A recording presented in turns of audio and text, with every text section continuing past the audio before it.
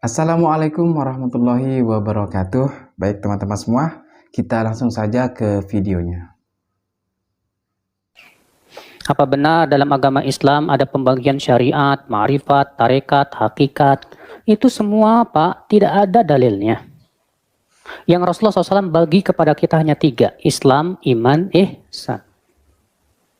Adapun pembagian syariat, ma'rifat, tarekat, hakikat ini adanya hanya dalam dunia sufi. Di mana dalam agama sufi, orang yang masih derajatnya rendah, masih punya kewajiban menjalankan syariat, maka mereka disebut dengan tingkat syariat.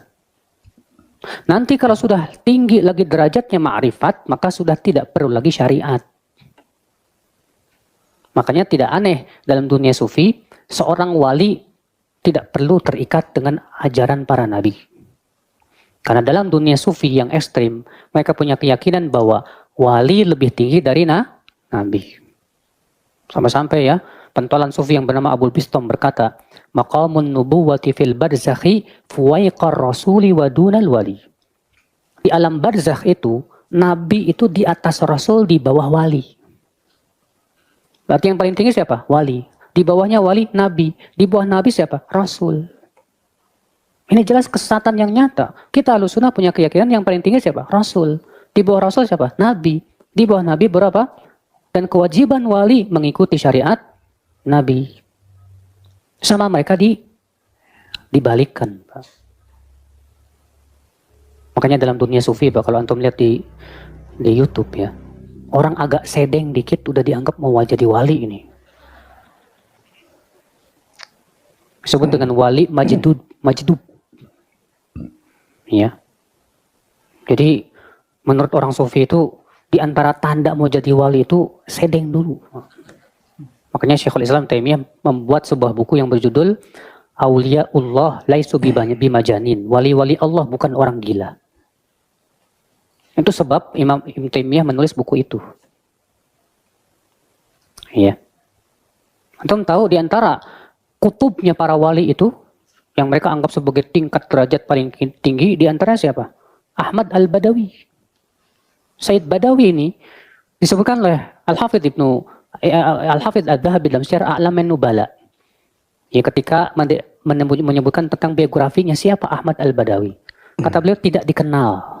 Cuma waktu itu dia pernah sholat tanpa wudhu. Gara-gara itu dia dianggap ini jangan-jangan wali. Mengerikan, Pak. Iya. Dan untuk sampai derajat wali dalam dunia sufi itu ada ya ibadah-ibadah tertentu, Pak, dengan menyiksa diri. Makanya, akhi, ya. Ini semua bukan dari ajaran Rasulullah dan para sahabatnya. Rasulullah SAW manusia yang paling tinggi derajatnya, sholatnya luar biasa. Tunduk dan patuhnya kepada Allah luar biasa. Para sahabat demikian. Ya, nah ini akal Islam. Ada, itu istilah. Ya, syariat itu ada. Kalau gak ada syariat, bagaimana kita ibadah? Ya, ada syariat. Syariat itu cara ibadah. Syara'a lakum minad dini, kan? Kami telah syariatkan dalam agama. Ma wasa bihi Nuh, yang telah kami wasiatkan kepada Nuh, serta juga nabi-nabi yang lainnya. Jadi teman-teman sekalian, din agamanya, syariat, cara mengerjakan isi agamanya. Syariat itu asalnya dari kata syara', artinya jalan, jalan menuju Allah. Apa bentuk syariat? Syariat itu bentuknya ibadah. Ilmunya disebut dengan fiqih. Jadi ketika Allah menetapkan agama, Quran surah 3 ayat 19, inna dina indallahil Islam. Ya, agama yang diridhai oleh Allah itu cuma Islam. Kemudian memberi jalan bagaimana berislam yang baik, maka diberikan jalan dengan jalan syariat. Syariat itu isinya ibadah. Makanya ketika ditanya tentang Islam, Nabi SAW oleh malaikat Jibril, disebutkan di hadis Muslim, nomor hadis yang ke-8, di jilid yang pertama, rawinya sahabat Umar bin Khattab radhiyallahu taala anhu, posisi paling kiri sebelah atas di kitabnya. Ketika ditanya mal Islam, apa itu Islam? Dijawab dengan syariat. Antasyhadu an la ilaha illallah wa anna Muhammadar Rasulullah, ibadah lisan, wa tuqimas shalah, salat, wa tu'tiyaz zakat, wa tasuma Ramadan, puasa, wa tahujjal baita in istata'ta ilaihi sabila, dan tunaikan haji sesuai dengan kemampuan Anda, berusaha untuk mampu mewujudkannya. Itu syariat namanya. Jadi kalau disebutkan syariat itu maksudnya salat, maksudnya puasa, maksudnya haji. Jadi kalau ada bahasa menegakkan syariat Islam, harus. Kalau ada yang nggak mau menegakkan syariat Islam, namanya bukan orang Islam. Ya, syariat itu sholat, jangan takut dengan syariat Islam. Ya, orang-orang yang menegakkan syariat Islam itu artinya mau ibadah. Salat itu syariat Islam. Baik, puasa itu syariat Islam. Jadi kalau ada yang mengatakan tidak boleh berlaku syariat Islam, orang itu aneh. Aneh dia, apalagi kalau diucapkan oleh orang Islam, nggak sehat dia. Dia sedang kurang sehat, mungkin terlampau lelah dia. Ya, mohon maaf, kalau orang Islam mengatakan tidak boleh berlaku syariat Islam, artinya orang aneh. Syariat Islam itu artinya ibadah. Dia melarang ibadah. Dia teman-teman sekalian, jadi jangan dulu kita terlampau tinggi-tinggi memahami sesuatu. Ingat baik-baik, syariat itu diterapkan sesuai dengan keadaan kita, sesuai dengan tuntutannya. Tuntutan bagi kita personal itu ibadah, sholat itu ibadah, zakat ibadah, puasa ibadah. Ibadah itu diterjemahkan dalam bentuk perilaku. Orang yang sholatnya bagus, akhlaknya mulia, kata-katanya bagus. Jadi ketika kata-kata Anda baik itu Anda sedang mengerjakan syariat Islam. Ketika Anda jujur, Anda sedang menegakkan syariat Islam. Ketika Anda tidak korupsi, Anda sedang menegakkan syariat Islam. Jadi kalau ada orang Islam korupsi, dia sedang menentang syariat agamanya. Ketika ada orang Islam misalnya bohong, itu sedang menentang syariat agamanya. Jadi kalau syariat dipraktikkan, aman kehidupan dunia ini. Aman. Coba lihat, di Islam itu bunuh saja satu orang. Kata Al-Quran, lihat ya, Quran surah misalnya. Kita ambil Quran surah keempat An-Nisa dari ayat 92. Bahkan 90 sampai 92-nya. Itu kalau orang paham baca ayat ini, maaf ya, lihat baik-baik. Wa may yaqtul mu'minan muta'ammida fajaza'uhu jahannam. Siapa yang sengaja membunuh satu orang saja beriman, satu orang saja, satu orang, maka balasannya neraka jahanam. Awas, khalidan fiha, kekal di dalamnya. Wa ghadiballahu alaihi, Allah murka kepadanya. Wa la'anahu, dilaknat dia. Wa 'adda lahu 'adzaban 'azima. Dan Allah janjikan kepadanya siksa berlipat. Saya mau tanya pada Anda, muslim mana yang bercita-cita masuk neraka jahanam? Muslim mana? Makanya kalau orang benar-benar beriman kepada Allah, Islamnya benar, mau menegakkan syariat, nggak mungkin dia bunuh orang. Mustahil. Demi Allah saya katakan mustahil. Karena ketika mau bunuh, taruhannya neraka jahanam. Jangankan bunuh, maaf, mencela aja dilarang. Quran surah 49 ayat 12. Ya ayyuhalladzina amanu la yaskhar qaumin min qaum, jangan saling cela. Jangankan saling cela, matanya aja nggak boleh lihat yang tidak baik. Quran surah 24 ayat 30 untuk laki-laki, 31 untuk perempuan. Ya, jangankan untuk menendang, jalan yang sombong aja nggak boleh. Quran surah 31 ayat 18. Wala tamshi fil ardi maraha. Ayo, jangankan korupsi, mau curang aja nggak boleh. Wailul lil mutaffifin. Bahkan kata Al-Quran, aduh, daripada dipakai mencuri, potong aja tangannya. As-sariqu was-sariqatu faqtu aydiyahuma. Pencuri laki-laki perempuan, daripada tangannya dipakai perbuatan kotor, potong aja tangannya. Paham ya? Jadi kalau orang menegakkan syariat Islam dengan baik, aman, polisi tenang tugasnya. Santai aja minum teh. Mau nyuri, ayo, muslim kan? Masya Allah. Mau bohong, nggak bisa. Ayo, ingat ayatnya, cuman gitu aja. Gampang tugasnya, Masya Allah. Nggak ada pekerjaan itu. Baik, jadi tenang teman-teman sekalian, nyaman kita. Silakan cek zaman Nabi, berapa banyak tingkat pencurian terjadi. Cek zaman sahabat dan sebagainya. Lapas gak akan penuh kayak sekarang. Sekarang membeludak dan sebagainya.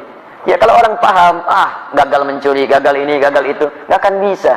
Ujung-ujungnya apa? Ujungnya tenang kehidupan kita. Itu syariat namanya. Baik, cara untuk mengerjakan syariat disebut tariqah. Tariqah itu jalan, cara. Bagaimana caranya? Belajar dengan ilmu. Dengan ilmu. Dulu sahabat ada yang mau sholat, ilmunya belum bagus, belum belajar dia. Lihat di Al-Bukhari, nomor hadis 744. Nomor hadis di Muslim 397. Anda punya Subulus Salam yang versi bahasa Arab, ya, lihat jilid kedua, halaman 31. Perhatikan bagaimana seorang bernama Khalad bin Rafi Az-Zuraiqi sholat di masjid Nabi, di samping Nabi. Selesai sholat datang pada Nabi. Fa'atan Nabiya sallallahu alaihi wasallam faqala assalamu alaik ya Rasulullah. Kata Rasulullah SAW, waalaikumsalam warahmatullah. Irji' salli fa innaka lam tusalli. Balik lagi sholat karena Anda belum sholat. 3 kali dia mengerjakan, 3 kali Nabi mengatakan, sholat lagi, Anda belum sholat. Dia berkata, ya Rasulullah, ma'uhsinu ghairah. Saya nggak bisa lebih bagus lagi daripada ini. Alimni, tolong ajarkan saya. Masalahnya, dia tidak belajar dengan baik. Thariqah sholatnya, cara sholatnya tidak seperti Nabi mengajarkan. Maka dari itu diajarkan oleh Nabi, idza qumta ila shalah, kalau kamu pengen salatnya bagus, lihat asbighul wudu, sempurnakan wudu. Famastaqbilil qiblah, menghadap kiblat yang benar. Kemudian takbir sampai dengan salam. Diajarkan oleh Nabi. Di thariqah itu cara beribadah dengan baik. Caranya bagaimana? Belajar berilmu. Maka turun ayat-ayat tentang belajar. Nabi aja belajar. Turun Quran 96 ayat 1 sampai 5. Iqra bismi rabbikal ladzi khalaq. Turun Quran surah 9 ayat 122. Wa ma kana al-mu'minuna liyanfiru kaffah. Falaula nafara min kulli firqatin minhum ta'ifah liyatafaqahu fid din. Turun Quran surah 58 ayat ke-11. Ya ayyuhalladzina amanu idza qila lakum tafassahu fil majalis fafsahu yafsahillahu lakum. Banyak ayat Quran dan hadis mengatakan itu semua. Ya, muncul hadis misalnya hadis riwayat Al-Bukhari nomor hadis 71 di Kitabul Ilmi, posisi paling kiri sebelah atas di kitabnya. Riwayat Abu Hurairah radhiyallahu taala anhu, "Man yuridillahu bihi khairan yufaqihu fid din." Siapa yang diinginkan jadi orang baik menurut Allah, maka dia akan dibimbing untuk mau belajar tentang agamanya. Hadis riwayat Ibnu Majah nomor hadis 233 dari Abu Darda radhiyallahu taala anhu, "Man salaka tariqan yaltamisu fihi ilman, sakhalallahu lahu tariqan ilal jannah." Siapa yang mau menyiapkan dirinya menempuh jalan untuk belajar tuntunan agamanya, maka akan dimudahkan jalannya dia untuk ke surga. Salaka tariqan, jelas kalimat habisnya. Tariqa. Man salaka tariqan tariqah. Jadi belajar itu adalah bagian dari sarana untuk mendekat kepada Allah dengan mengamalkan nilai syariat. Kalau tariqahnya sudah bagus, syariatnya sudah baik, maka ma'rifah dia. Ma'rifah itu kenal dengan Allah baik, kenal dengan dirinya, kenal tugas-tugas hidupnya. Kalau orang sudah kenal dengan Allah, tahu bagaimana sifat Allah, tahu bagaimana memanggil Allah, tahu bagaimana Allah, maka dirinya akan menegakkan syariat dengan benar, menjauhi hal yang dilarang, menegakkan hal yang diperintahkan. Nih, kalau orang kenal Allah, dia mau minum, dia kenal karena Allah itu melihat dirinya. Maka karena dia tahu Allah melihat dirinya, dia tidak akan pernah menyentuh minuman yang tidak Allah sukai. Karena saat akan disentuh, dia tahu Allah melihat. Nih, lihat. Kalau orang kenal dengan Allah, keluar dari masjid, nggak akan mungkin melangkahkan kaki kanan. Terlampau soleh dia. Pasti kiri. Dan tidak akan mungkin tertukar sandal. Karena ketika akan dipakai, dia tahu Allah tidak ridha dengan menggunakan hal yang tidak Allah sukai. Silahkan. Kalau Anda tidak percaya, hati Anda pun pasti akan menolak. Coba iseng-iseng ya. Begitu keluar dari sini, pakai alas kaki orang lain. Pakailah kaki orang lain. Begitu Anda pakai, hati Anda akan mengatakan, itu bukan punya kamu. Jangan lakukan. Jadi hati Anda aja menolak. Apalagi orang yang sudah kenal dengan Allah. Sudah kenal itu, wah, baru lihat aja, sendalnya nggak ada. Dia akan pakai sendal orang lain, takut. Takutnya bukan takut karena yang dipakai bukan punya dia, bukan. Takutnya takut kalau Allah murka dengan diri. Nih lihat, kalau orang kenal dengan Allah, mau sholat saja, persiapannya banyak. Quran surah 7 ayat 31. Ya bani Adam khudhu zinatakum inda kulli masjid. Ya anak cucu Adam, kalau ada panggilan dari masjid, kenakan pakaian terbaikmu. Dia dipanggil, diundang sama manusia. Bahkan cari bahan dulu, dijahit dulu, pakaiannya bagus, ada pakai batik, sepatunya baru berangkat.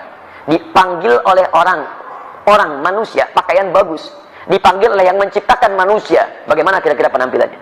Maka orang yang kenal dengan Allah, dia akan kenakan pakaian terbaiknya. Malu kalau menghadap Allah, pakaiannya tidak disukai oleh Allah Subhanahu wa taala. Malu kalau bacaannya itu kurang bagus di hadapan Allah.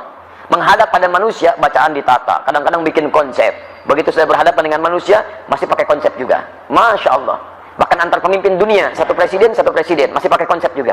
Takut salah. Ya, takut salah. How can you do that? Masya Allah, lihat misalnya kan, di konsep takut salah, takut keliru. Berhadapan dengan manusia, Anda masih persiapan, maka bagaimana berhadapan dengan Allah? Maka orang yang kenal Allah, dia akan belajar. Takut kalau baca Al-Fatihah masih berantakan. Takut dengan kalimat. Katanya bernuntut, pengen beribadah, tidak ada persiapan kita maksimal. Itu yang disebut dengan ma'rifah.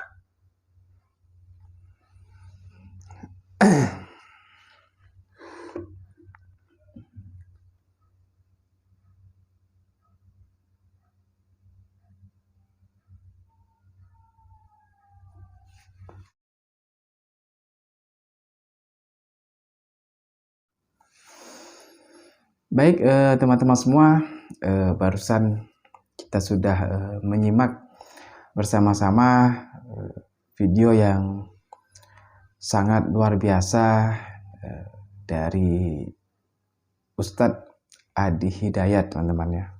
Nah, yang mana video tersebut menjelaskan tentang yaitu syariat, hakikat, dan juga ma'rifat, teman-teman ya. Yang mana bagi Wahabi itu, bagi paham Wahabi mengatakan bahwa syariat, hakikat, dan juga ma'rifat itu tidak ada pembagian yang seperti itu, teman-teman ya. Mereka mengatakan itu tidak ada di zaman Nabi, tidak ada, Nabi tidak pernah membagi tiga itu, teman-teman, yaitu syariat, hakikat, makrifat. Dan mereka mengatakan bahwa itu adalah amalan yang dibuat-buat, teman-teman ya. Nah, jadi kalau Wahabi, paham Wahabi itu ya kita tidak heran lagi, teman-teman ya, karena mereka memang